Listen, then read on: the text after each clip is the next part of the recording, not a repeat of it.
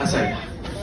المهم ايه، لقيت برضو ورقه مكتوبه لي كده اهو، احنا جايين من جنوب سيناء نحضر حصه وماشيين. نفس اللي حصل هنا هو. بسمله جايه تقول ايه، انا جايه من اسيوط. مين؟ طب الحمد لله.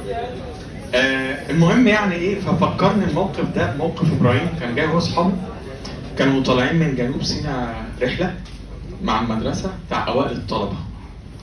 فجم ايه، اوائل الطلبه بتاعتهم كانت هنا في القاهره، مسابقه اللي هي على مستوى الجمهوريه. عارف انت التصفيات دي لما تخلص مع المدرسه وتتخانق مع المدرسه اللي جنبكم وبعدين مع الاداره التعليميه اللي جنبكم، فده بقى ايه، ان الفاينل بقى. فجم استغلوا الموضوع وجم ايه، حضروا حصه هو وزمايله. ففكرني بسمله وهي جايه من اسيوط تحضر حصه. ربنا يجعل نصيبك زي نصيبه. وليه امين. على حسب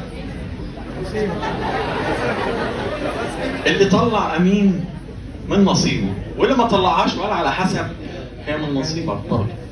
الراجل ده طلع الاول على الثانويه الازهريه.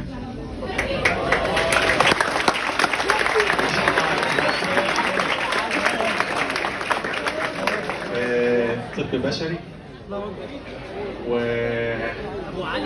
ونصحناه كتير والله، بس هو ما سمعش الكلام. قال لك مستخسر المجموع عادي. يا ابني خش اداب علم نفس يا ابني، الدنيا رايقه والله. ما سمعش الكلام. وهو احدث افراد التيم معانا. في حد احدث منك؟ مفيش حد تتنطط عليك؟ كله بيتنطط عليك؟ ايه؟